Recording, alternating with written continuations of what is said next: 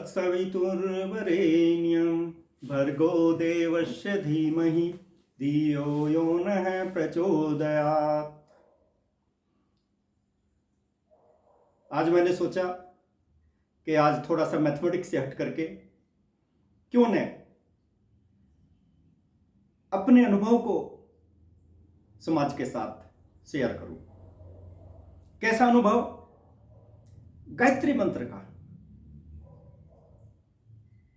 किस तरह से गायत्री मंत्र को हमारे विद्वानों ने, ऋषियों ने, मुनियों ने सद्बुद्धि का मंत्र बोला है और उन्होंने गायत्री मंत्र से शक्ति प्राप्त करके, अपनी सामर्थ्य के अनुसार शक्ति प्राप्त करके अपने जीवन को धन्य बनाया है।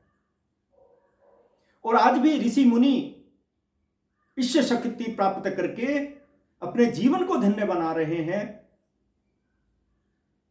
तो क्यों न हम भी गायत्री मंत्र का रिसाइटेशन करके और अपनी बुद्धि को प्रखर बनाएं, अपनी बुद्धि को अच्छा बनाएं, जिससे हम भी अच्छी एजुकेशन लेकर के, क्योंकि मेरा मुख्य जो फोकस है वो शिक्षा के ऊपर है। बच्चों की शिक्षा अच्छी होनी चाहिए। क्योंकि कुछ आदमी तो ऐसा करते हैं कि हम भगवान को ही नहीं मानते, कुछ ऐसा बोलते हैं हम ग्रहों को नहीं मानते। अरे भैया, फिजिक्स में आप देखो, प्लैनेट्स को पढ़ाया जाता है, वो प्लैनेट्स का प्रभाव तो पड़ेगा ही पड़ेगा।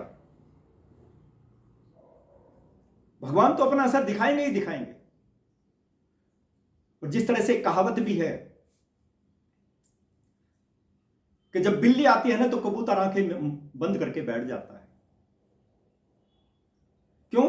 कबूतर सोचता है कि मैं तो देख ही नहीं रहा बिल्ली को, तो मेरे ऊपर अटैक थोड़ा ही करेगी बिल्ली। अरे भैया, कबूतर को ही तो बिल्ली दिखाई नहीं दे रही है ना, बिल्ली को कबूतर तो दिखाई दे रहा है ना। तो इसलिए ऐसा मत सोचिए।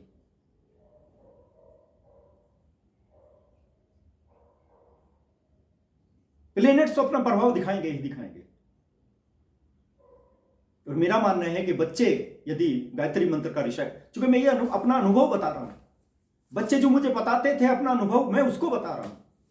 यानी कि बीमार को भी ठीक किया जा सकता है। गायत्री मंत्र के अंदर इतनी बड़ी शक्तियां। हम हवन करते हैं तो सबसे उच्च कोटि का जो हवन माना जाता है वो गायत्री मंत्र से ही माना जाता है। जो गायत्री मंत्र से, शांति कुंज में जाकर के देखिए आप, गायत्री मंत्र का जो गायत्री मंत्र से हवन 24 घंटे चलता रहता है। दीपक 24 घंटे चलता रहता है। दीपक का भी महत्व है, जिससे 9 के 9 ग्रह शांत हो जाते हैं दीपक जलते हैं। हमारे गुरुजी ये बताते हैं कि 9 के 9 ग्रह शांत हो जाते हैं दीपक जलने से, दीपक जब जलता है।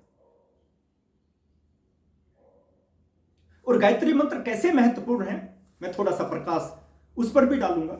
ओम, जिसको साक्षात ब्रह्म बोला गया है। ब्रह्म मतलब सबकी रक्षा करने वाला। ब्रह्म सबकी रक्षा करने वाला। ओम, जिसको महाविहारती बोलते हैं। भू, प्राण स्वरूप।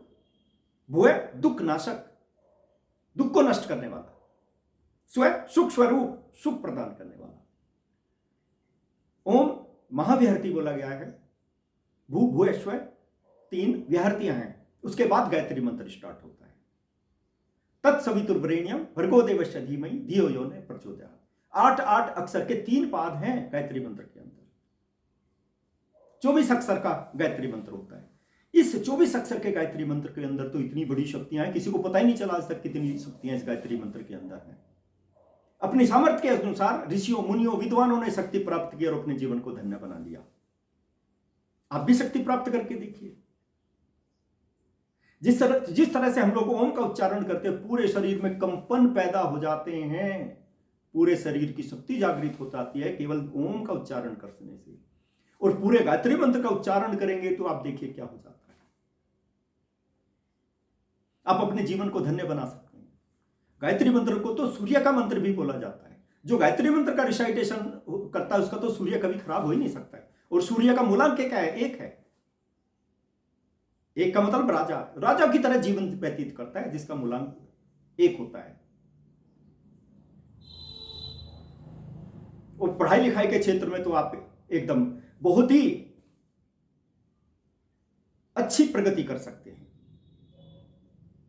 तो गायत्री मंत्र कहां से स्टार्ट होता है? तत्सवितुर्वरेण्यम, यहां से गायत्री। तत् माने उसको, किसको? सवितु तेजस्वी, वरेण्यम श्रेष्ठ, भर्गो मीन्स पापनाशक, देवश्य दिव्य, प्रभु भगवान, धीमहि धारण करें, धियो माने बुद्धि को, इसलिए बोला ना सद्बुद्धि का मंत्र। यो माने जो, नए मीन्स हमारी, प्रचोदयात प्रेरित करे, यानी कि हमारी बुद्धि को सन्मार्ग की ओर प्रेरित करे, अच्छे मार्ग की ओर प्रेरित करे। गायत्री मंत्र का रिसाइटेशन करने वाला बच्चा, आदमी कभी भी गलत मार्ग पर नहीं चल सकता, अच्छे मार्ग की ओर ले जाएंगे, क्योंकि वो शक्ति प्राप्त हो जाती है ना। 24 अक्षर के गायत्री मंत्र के अंदर इतनी बड़ी बड़ी अद्भुत शक्तियां निहित हैं। हमारे 24 ग्रंथियां जो है उनके ऊपर, हर अक्षर उसके ऊपर चोट लगा। जिस तरह से लोहार होता है ना, लोहे को लाल करके पीट पीट करके जिस तरह का यंत्र चाहे बना सकता है, उसी तरह से 24 अक्षरों के गायत्री मंत्र, जब 24 ग्रंथियों के ऊपर चोट लगती है ना, वो शक्ति जागृत हो जाती है शरीर के अंदर और जीवन को धन्य बना देती है। 24 जिसका मूलांक 6 है, 6 मूलांक किसको इंडिकेट करता है? शुक्र का नंबर होता है 6, शक्तिशाली, वो हर तरह से शक्तिशाली बना देता है। आज मनुष्य को भी शक्तिशाली बना देता है। जैसे मैं सूर्य की बात कर रहा हूं, आजकल तो सूर्य, विटामिन डी, आज का डाटा उठा करके देख लीजिए, 80% आदमियों के अंदर विटामिन डी की कमी है। क्यों है विटामिन डी की कमी?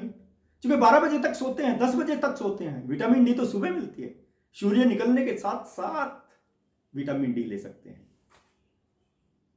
इसके बारे में कोई नहीं सोचता। स्वस्थ रहने के लिए भी सूर्य की आवश्यकता पड़ती है,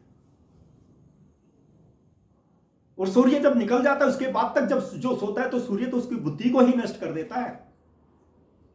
बुद्धि प्रखर कहां से होगी?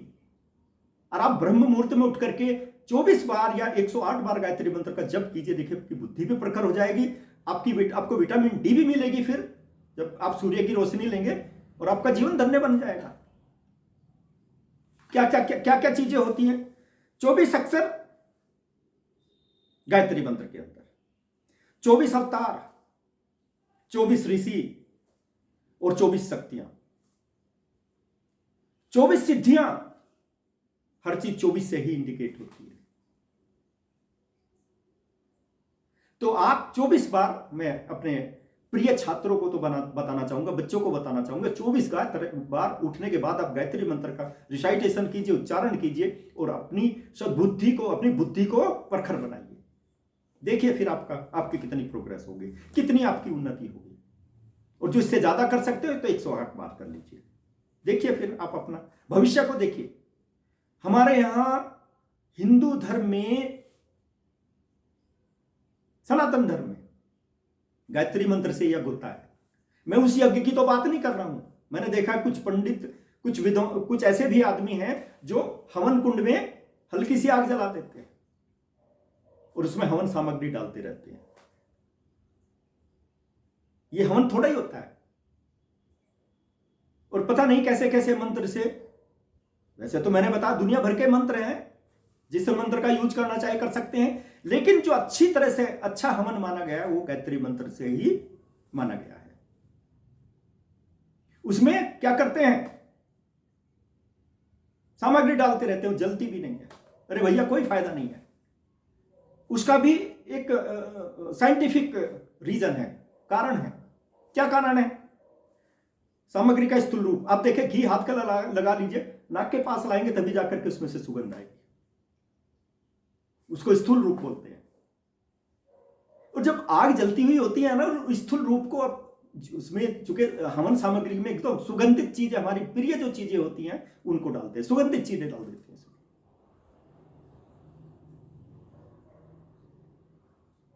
और सुगंधित चीजें डाल करके तब जब वो जलती हुई आग में डालेंगे तो क्या होगा? स्थूल रूप किस में चला जाएगा? किस में परिवर्तित हो जाएगा? सूक्ष्म रूप में परिवर्तित हो जाएगा। और जब उसमें से ऊर्जा निकलेगी पूरे ब्रह्मांड में फैल जाएगी, जिसको बोलते हैं कारण। वो कारण रूप धारण कर लेते हैं, और कारण रूप धारण करके पूरे ब्रह्मांड को शुद्ध बना देती है। पूरे ब्रह्मांड में सुगंध फैल जाती है। इतनी बड़ी महिमा है गायत्री मंत्र की और हवन की। हम तो पूरे ब्रह्मांड को शुद्ध करते हैं, कीटाणुनाशक बना देता है। जहां पर आप देखिए, कहीं पर भी किसी भी आश्रम में देखिए जहां पर लगातार हवन चलते रहते हैं, वहां की ओरा को देखिए आप, वहां पे बैठिए, कितनी शांति मिलती है। इतनी बड़ी महिमा गायत्री मंत्र के अंदर। तो आप उसका रिसाइटेशन करके तो देखिए। प्यारे बच्चों, जैसे मैंने बताया उसी तरह से मैं क्या करता हूं, मैंने सबसे पहले जॉब किया अरुणाचल प्रदेश में। वहां पे मुझे कम से कम 15-20 स्टूडेंट ही मिल पाते थे एक क्लास में, 11वीं-12वीं में। मैंने सोचा कि मेरा जो अनुभव है, मेरे अंदर जो क्वालिटी है, वो तो बहुत कम बच्चों को उसका लाभ मिल रहा है। मैंने क्या किया, नवोदय विद्यालय में अप्लाई किया, वहां पे मेरा सिलेक्शन हो गया। वहां पे मैंने सोचा, मैंने कहा वहां पर कम से कम 40-45 स्टूडेंट तो मिलेंगे, 50 स्टूडेंट तो मिलेंगे एक क्लास में। देखिए कितने बच्चों का लाभ हुआ, जो बच्चे आज पूरे इंडिया के अंदर नहीं, पूरे विश्व में काम कर रहे हैं, अच्छी अच्छी जॉब पर बैठे। लेकिन अभी मैं सोचने लगा, फिर मैं वही बात पर आ रहा हूं। सबसे पहले स्थूल रूप, फिर सूक्ष्म रूप और फिर कारण रूप। वहां पर काम करने के बाद भी मुझे संतुष्टि नहीं मिली, क्योंकि मुझे तो काम करना है पूरे भारत के बच्चों का। हालांकि नवोदय विद्यालय में पूरे भारत के बच्चों की सेवा करने का मौका मिला, लेकिन इस समय मैं क्या कर रहा हूं, मैं वीडियो बना रहा हूं, वीडियो बना करके यूट्यूब पर डाल रहा हूं। तो जहां तक भी वीडियो जाएगी, जहां तक भी बच्चे सीबीएसई सिलेबस वाले होंगे, इंग्लिश मीडियम वाले, हिंदी मीडियम वाले, सबको फायदा हो रहा है ना। पूरे संसार में मेरे विचार फैल जाएंगे, और फैल रहे हैं। मेरे अनुभव का फायदा कितने स्टूडेंट उठा रहे हैं। तो प्यारे बच्चों, कहने का तात्पर्य है, धर्म को भी मानिए, ग्रहों को भी मानिए, उसके अनुसार काम करेंगे। क्योंकि नेचर, प्रकृति ने बहुत चीजें दी हैं, सारी चीजें प्रकृति में ही हैं। और मेरा मानना है, जो प्रकृति के खिलाफ चलता है तो प्रकृति उसको कभी माफ नहीं करती। तो इसलिए प्रकृति के अनुसार काम कीजिए, नेचर के अनुसार काम कीजिए, और देखिए फिर आपका जीवन किस तरह से धन्य हो जाएगा। सोने के समय सोइए, खाने के समय खाइए, और सोने के समय सोइए, खाने के समय खाइए, खेलने के समय खेलिए, पढ़ने के टाइम पे पढ़िए।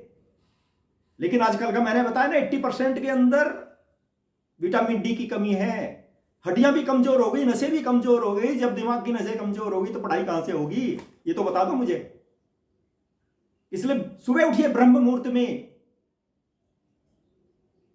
24 बार गायत्री मंत्र का रिसाइटेशन कीजिए और सूर्य को जल दीजिए। मैंने पहले भी बताया था, इससे पहले वाली वीडियो में भी बताया था। आप हल्दी डाल करके सूर्य को जल दीजिए ना, बृहस्पति देखो, सूर्य भी स्ट्रांग हो जाएगा, बृहस्पति भी स्ट्रांग हो जाएगा, और शुभ फल देना शुरू कर देंगे। और आपके शरीर की नसें भी ठीक हो जाएंगी जब विटामिन डी लेंगे। विटामिन डी तो सुबह ही मिलती है, 10-15 मिनट आप सूर्य की रोशनी को लीजिए, विटामिन डी मिल जाएगी, जिससे 80% आदमी वंचित हैं। आप डाटा उठा करके देख लीजिए। तो प्यारे बच्चों, मेरे कहने का तात्पर्य यही है, आप जो भी मेरे विचार हैं उनसे आप फायदा उठाइए और अपने जीवन को धन्य बनाइए। Thank you. जय हिंद, जय भारत।